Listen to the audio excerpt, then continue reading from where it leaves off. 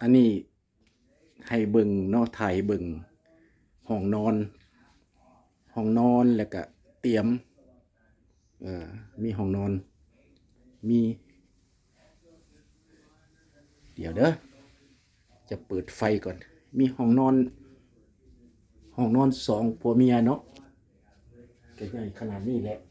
พี่น้องเห็นเนาะ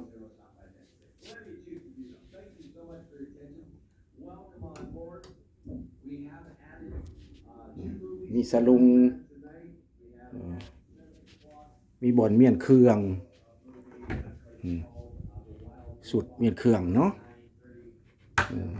ของผัวนี่ก็ของเมียเนาะแปลว่าบ่อนเมียนเครื่องของมีตู้สองมีสลุงหนังอย่างดี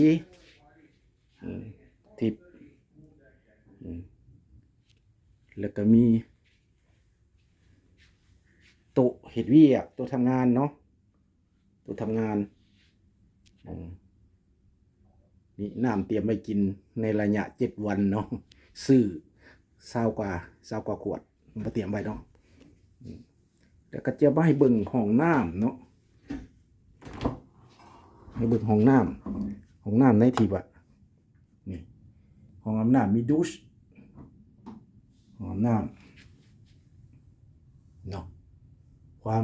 วามอยู่ในห้องขนาดว่าอยู่ในเฮือได้นี่เด้6,000 คนบรรจุได้นี่บ่น้อยเด้คันแม็กซ์แท้ๆมัน 7,000 ได้นี่แหละแผนที่เฮือนี่อายุสั้น14เนาะเดี๋ยวจะไปถ่ายให้เบิ่งอันนี้เตียงนอนเนาะเตียงนอนกับเตียงนอนคิงนั่นแหละสองพ่อเมียนี่แหละเนาะแล้วก็อยากให้เบิ่งข้างนอกเนาะ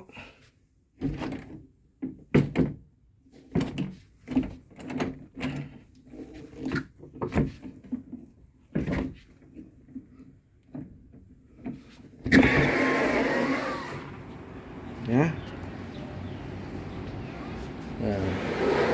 แปลว่ามีห้องมีบัลคอนี่คะแน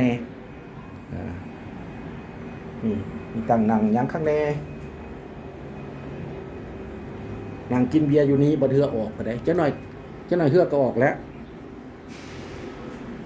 เดี๋ยวนี้เขากำลังบรรจุน้ำบรรจุอาหารมันสูงปานเฮือน20 สั้นว่าสั้นไปอันนี้นะนี่อันนี้แหละกับกันในเวลาเขาจะได้เห็นเรือกำลังมากับมีเรือบางลำกำลังมาแต่เรือลำนี้สิออกไปแล้วเจ้าหน่อยก็ออกแล้วเรือลำนี้ซื้อมันกับว่า Wonder of the Sea เนาะมึงดูมันสูงอันนี้รถสำหรับพวกคนที่มาขี่เรือเขาก็มาจอดไว้นี่มีพาร์กิ้งสำหรับคนที่มาเนาะ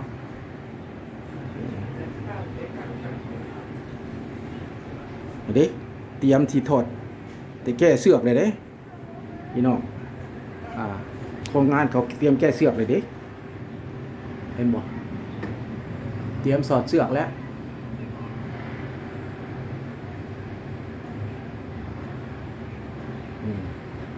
ใกล้สิออกแล้วพี่น้องอันนี้ถ่ายให้เบิ่งเนาะแปลว่าอัปเดตให้เบิ่งเนาะเพราะว่าเข้ามามันอยู่ทางนอกกันอากาศยังร้อนอยู่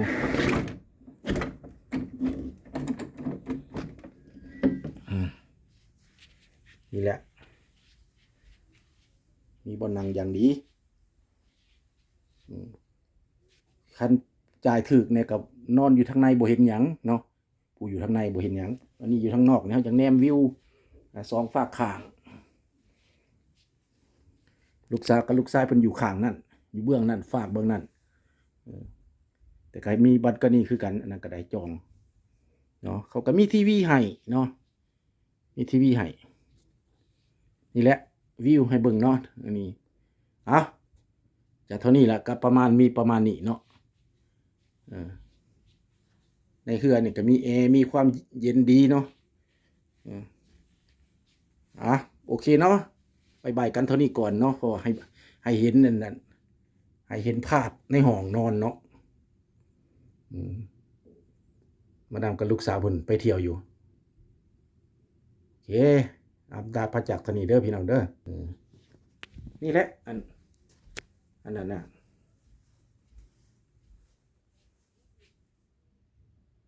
บายเด้อเอามาบังกล้องอีกเนาะ